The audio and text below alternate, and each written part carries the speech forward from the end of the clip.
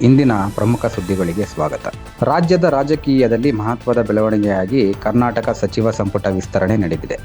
ಮುಖ್ಯಮಂತ್ರಿ D K Shivakumar ನೇತೃತ್ವದ ಸರ್ಕಾರದಲ್ಲಿ ಹೊಸ ಸಚಿವರು ಪ್ರಮಾಣ ವಚನ ಸ್ವೀಕರಿಸಿದ್ದು, ಪ್ರಾದೇಶಿಕ, ಸಾಮಾಜಿಕ ಮತ್ತು ರಾಜಕೀಯ ಸಮತೋಲನಕ್ಕೆ ಒತ್ತು ನೀಡಲಾಗಿದೆ. ಒಟ್ಟು 20 ಸಚಿವ ಸ್ಥಾನಗಳಲ್ಲಿ 19 ಜನ ಪ್ರಮಾಣ ವಚನ ಸ್ವೀಕರಿಸಿದ್ದು, ಇನ್ನು ಒಬ್ಬರು ಮಾತ್ರ ಪ್ರಮಾಣ ವಚನ ಸ್ವೀಕರಿಸಿಲ್ಲ. ಇದರ ಜೊತೆಗೆ ಸಚಿವ ಸ್ಥಾನ ಸಿಗದ ಕೆಲ ಕಾಂಗ್ರೆಸ್ ಶಾಸಕರು ಅಸಮಾಧಾನವೂ ಬಹಿರಂಗವಾಗಿದೆ.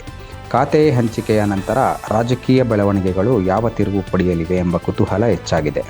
ಮುಂದಿನ 2028ರ ವಿಧಾನಸಭೆ ಚುನಾವಣೆಯ ದೃಷ್ಟಿಯಿಂದ ಈ ಸಂಪುಟ ವಿಸ್ತರಣೆ ಮಹತ್ವ ಪಡೆದಿದೆ ಎಂದು ರಾಜಕೀಯ ವಿಶ್ಲೇಷಕರು ಅಭಿಪ್ರಾಯ ವ್ಯಕ್ತಪಡಿಸುತ್ತಿದ್ದಾರೆ. ಇನ್ನು ರಾಷ್ಟ್ರ ರಾಜಕೀಯದ ಕಡೆಗೆ ಬರುವುದಾದರೆ, ಸಂಸತ್ತಿನಲ್ಲಿ ಮುಂಗಾರು ಅಧಿವೇಶನದಲ್ಲಿ ಹಲವು ಪ್ರಮುಖ ಮಸೂದೆಗಳ ಕುರಿತು ಚರ್ಚೆ ನಡೆಯುತ್ತಿದೆ.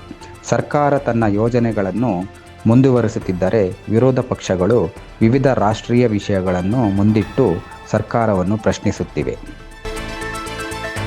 ಇನ್ನು ರಾಷ್ಟ್ರೀಯ ಸುದ್ದಿಗಳತ್ತ ಬರುವುದಾದರೆ, ದೇಶದ ಹಲವು ರಾಜ್ಯಗಳಲ್ಲಿ ಭಾರೀ ಮಳೆಯ ಪರಿಣಾಮ ಪ್ರವಾಹ ಪರಿಸ್ಥಿತಿ ನಿರ್ಮಾಣವಾಗಿದ್ದು, ರಕ್ಷಣಾ ಕಾರ್ಯಾಚರಣೆಗಳು ಮುಂದುವರೆದಿವೆ. ಕೇಂದ್ರ ಹಾಗೂ ರಾಜ್ಯ ಸರ್ಕಾರಗಳು ಪರಿಸ್ಥಿತಿಯನ್ನು ನಿರಂತರವಾಗಿ ಪರಿಶೀಲಿಸುತ್ತಿವೆ.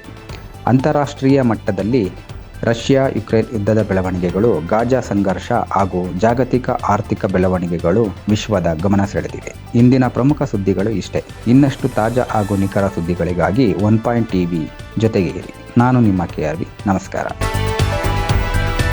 ಇದೀಗ ರಾಜ್ಯದ ಜನರಿಗೆ ಸಂತಸದ ಸುದ್ದಿಯತ್ತ ಬರೋಣ.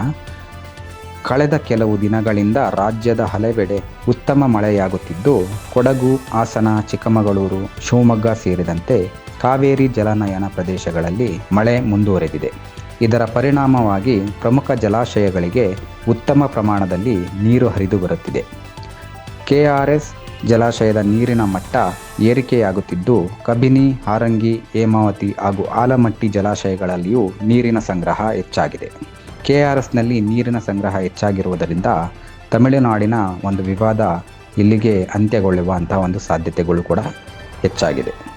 ಕಬಿನಿ ಜಲಾಶಯದಿಂದ ಹೆಚ್ಚುವರಿ ನೀರನ್ನು ನದಿಗೆ ಬಿಡುಗಡೆ ಮಾಡಲಾಗಿದ್ದು, ನದಿ ಪಾತ್ರದ ನಿವಾಸಿಗಳು ಅಗತ್ಯ ಮುನ್ನೆಚ್ಚರಿಕೆ ವಹಿಸುವಂತೆ ಜಿಲ್ಲಾಡಳಿತ ಸೂಚನೆ ನೀಡಿದೆ. ಜಲಾಶಯಗಳ ನೀರಿನ ಮಟ್ಟ ಏರಿಕೆಯಾಗುತ್ತಿರುವುದು ರೈತರಿಗೆ ಆಶಾದಾಯಕ ಬೆಳವಣಿಗೆಯಾಗಿದ್ದು, ಮುಂಬರುವ ದಿನಗಳಲ್ಲಿ ಮಳೆ ಇದೇ ರೀತಿ ಮುಂದುವರಿದರೆ ರಾಜ್ಯದ ನೀರಿನ ಸಂಗ್ರಹ ಇನ್ನಷ್ಟು ಉತ್ತಮವಾಗುವ ನಿರೀಕ್ಷೆ ಇದೆ. ಹೆಚ್ಚಿನ ಮಾಹಿತಿಗಾಗಿ ನಮ್ಮ YouTube ಚಾನೆಲ್ ವೀಕ್ಷಿಸಿ.